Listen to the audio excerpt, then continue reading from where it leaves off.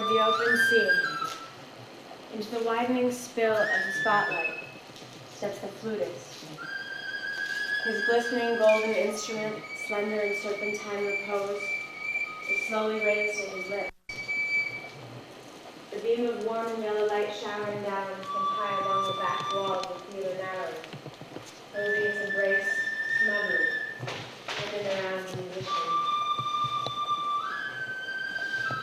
The audience aspirates, emptying lungs and minds. It is the preparation to tide, to ride, in the sweet wind of a promised journey. The flutist as guide takes the first step. A breezy upward swing, the journey begins. Not even he is sure of the destination.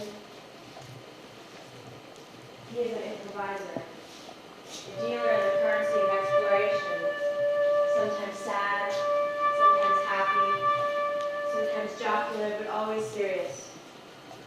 Slowly, for all to hear, he lays out his innermost thoughts and feelings rhythmically, melodically, plotting with melodically. He is a jazz musician. The audience has lain their eyes upon his dress.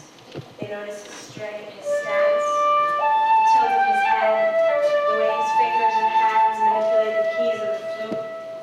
They move like the short fingers and hands of a sentient boatsman, plying the tiller, guiding his craft through waters calm, waters rough, but all is given in to the invitation toward the open sea.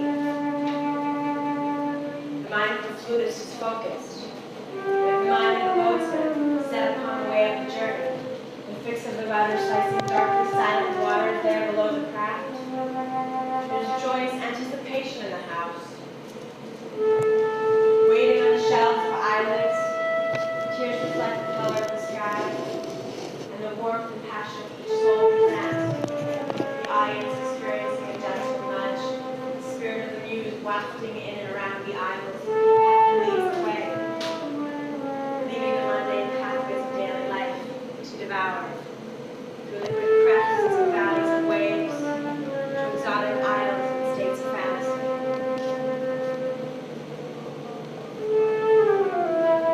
Toward places hidden. Time spent here and there are melodies lingering in the air. They come, they spring from places hidden, far from places love lost smitten, hearts repaired and bare anew, returning them to centers true. Adagio verses sure and golden, as the milestones do unfolded, tempered told life stories spun, the circle grows as was begun, in language turned for all to hear, to reach the heart space through an ear. Poco a poco the tiempo hastens, tonal clues, blues, hues encased in, sacred measures lined as years, evolve and chase those fears, were raised in childhood's softer time, with dreams and tales of things sublime. Long tones shaped to match bare moments, nude where silver follow foamers, dreams and thoughts of spirits mellow, dancing high flute with cello, bowed to form the bottom sound, and lift all souls from solid ground. To dream and feel the rhythms deep, within the bosom's safety keep, the strongest bones, the richest blood. Do not prevent emotions flood. The water's ice, the water's ire, and discouraged despair, align with nature to inspire. When more than water traces beauty, joined in song with blending tutti, grandiose voice or quieting tongue, entirely in the moment come, suspended forth and raised aloft, passion's earnest, humorous song. He sings the flutist with his horn. Turn a stay tonight, then he joins the morn, and when he's traveled quite enough, and sound is soothed, whose edge is rough, the flute is lowered from his lips, he bows, returning from his trip.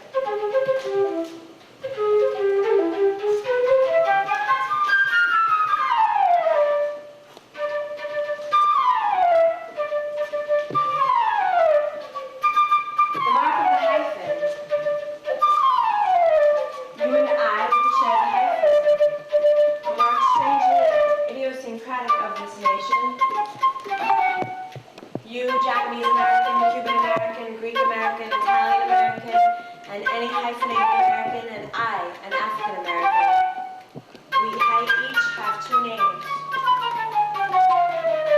They are titles not to be understood alone, but as independent parts of the whole. Laid upon us at birth to demonstrate difference and historical dependency over and over again.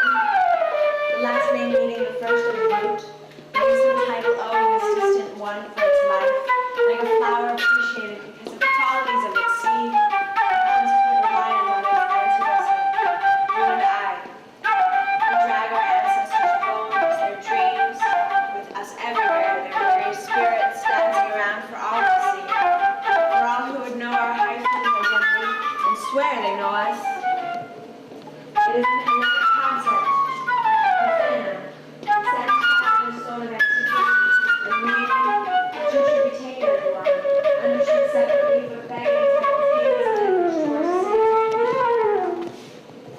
The hyphen massacred at the surface, trek to the core. It says that there is more to be considered, something of cardinal importance beyond what is first seen. But isn't it so with everything? Isn't it so that nothing is surface alone? Everything that will be comprehended seems to originate from some root, base, origin, or source, and after some degree of transmogrification, we label its culmination, terminus, flower, apex, or end. As an hyphenated American, I suggest that the last of these conjoined titles is of greater and more immediate importance than the first, and that we, all of us hyphenated or not, must breathe together, live and die together, and configure a map for our progenies together, so that they may understand the life force of their hyphen connection to us, so that they may thrive on the energy coursing through the short, horizontal, umbilical line. Is it a line that is often termed at its end, to exercise a vertical potential, transforming it into an impassable thorny hedge? It is, then, a barrier, preventing vines from intertwining in the sun.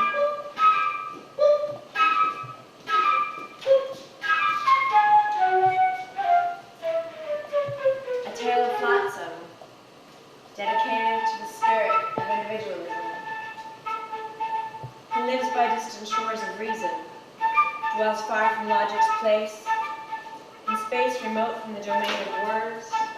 There he dances, prances, basking in the undisturbed bright light of truthful mornings, listening to inner pitches, the music stirring his soul. He moves with the unmannered turns of parallel beings, and walks freely with the unaccountability of God.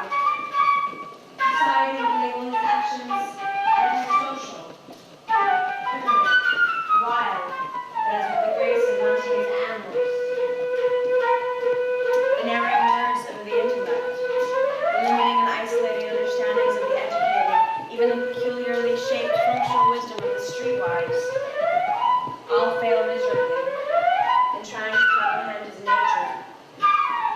Attempting to decry the ever-shifting facets of his presence, speaking their stories of his strange demeanor, while he survives defiantly, living descriptionless among the classified and the categorized, breathing deeply in the spaces between the labeled and the titled, floating by his own design among unattached flotsam, and uncommitted to fickle political whim.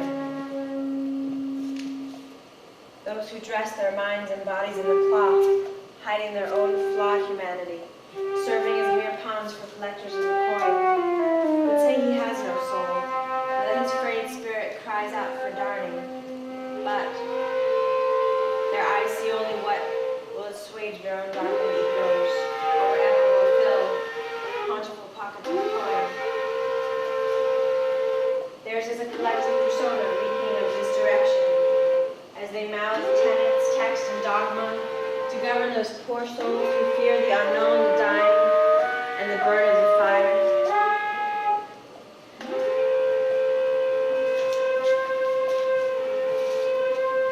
Before a clear and unflattering mirror he stands, reading wispy reflections of who he is.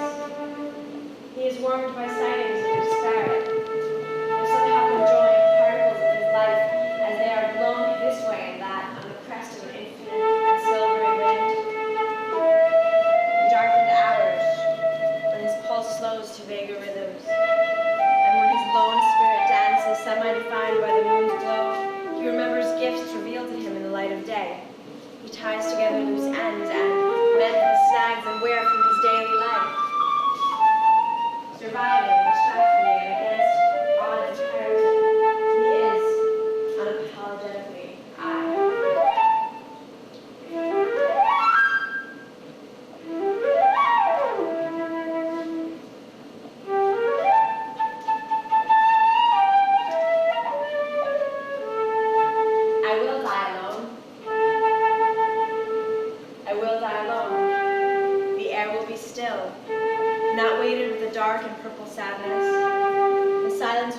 rest by the delicate voice of a flute alone. Not with blaring trumpets, nor with the sad crying of violins. Those who will have come to see me off will wear bright cloth and light, not heavy but dreary, but fabric to honor the myriad hues that dance in the breath of my focusing sun. The sky, the ground will marry this place where I shall lie down. Birds will come to peck gingerly at the frayed ends of my spirit. They will fly off, carrying my spent aura with them to the crests of the surrounding hills, and to the damp spaces low in the groins of the valleys.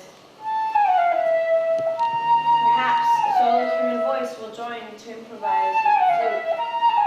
A snare will trade the marks of an African drum. A distant oboe and bassoon will offer shape to the bottom sound, and the feet of all present will move merrily together, leaving a record of their collaboration imprinted in the soft earth. Yes, the earth will be soft and permissive, not soggy from the tears of mourners, but rubbed tender by the toes, moistened by the good times sweat and gather. It will be rich affair. This consortium of souls living and dead, spirits too, will be dancing the dance of their lives. The three stations of time, past, present, future, will merge, their contours lost in joyous vibration of the hour, while the vague impression of time will be the only indication of a global location. No one will ask why I die alone. It will not be important or urgent to locate reasons to settle the matter.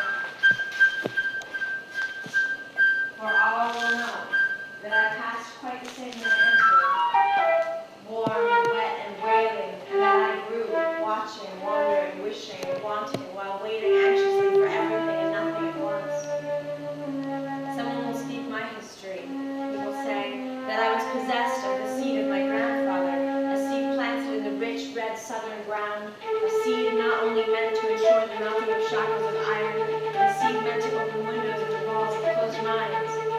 It will be mentioned quietly that I made every effort to match my actions, the silhouette and proximal echo of my words, and I discovered the wondrous logic and perfection in nature, and praised her with each breath flowing into my flute.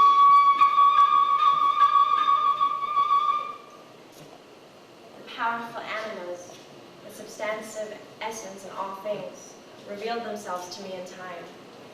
They passed from my hands to any open hearts around me. Just as they came into me, someone will laugh heartily, yelling in harmony with the instruments, that I was married to the world.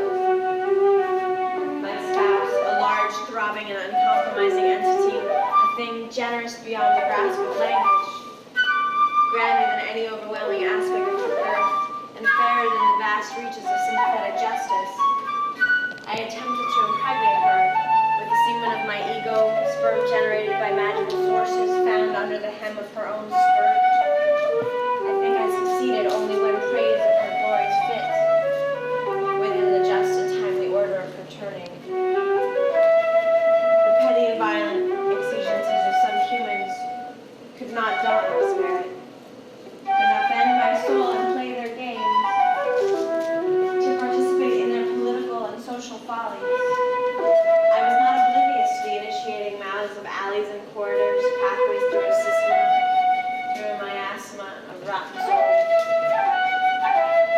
My eyes always looked for and found more ways and regions than I would ever have time to celebrate. I will die alone, because I have learned to listen to my inner voices in a blue solitude, because I am practicing in connecting edges of all things together in a maroon and singular silence, because by myself I can recognize and amass my peculiarities in order to fashion gifts for anyone who will accept. Because in profound oneness I cry and laugh and pay tribute to divine essence, and because who I am is one naked and finite unit. Thus, I will die